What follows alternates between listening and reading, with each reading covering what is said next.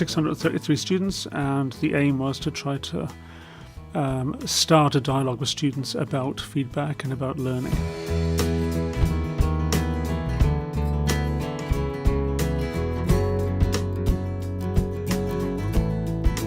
Hi, I'm Joe Gray. I'm working at the School of Life Sciences, been here for 21 years, research-led teaching, especially in genetics.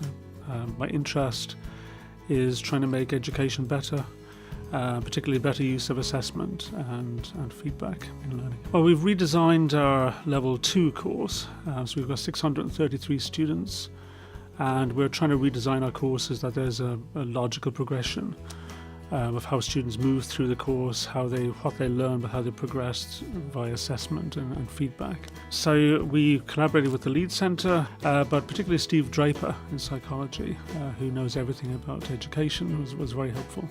And Steve recommended we ask level 4 students and get their reflections on learning and give those back to the level 2 students. That students will appreciate other students' views more than an old aged head.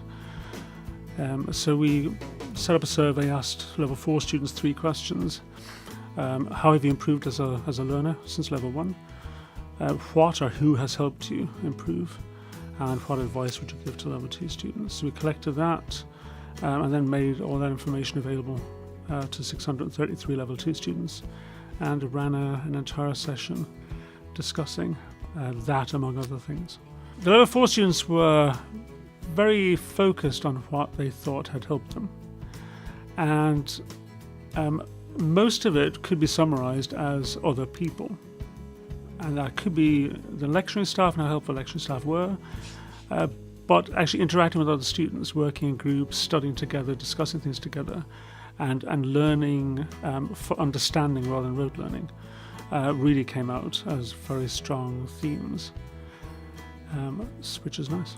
I was surprised by how little assessment came up. It was mentioned twice in 1,500 words, and feedback as a word did not come up at all. So formal feedback as a thing that we give students was never mentioned. We'll probably extend this so that we'll get level 4s to feedback to level 3s, level 3s to level 2s, etc.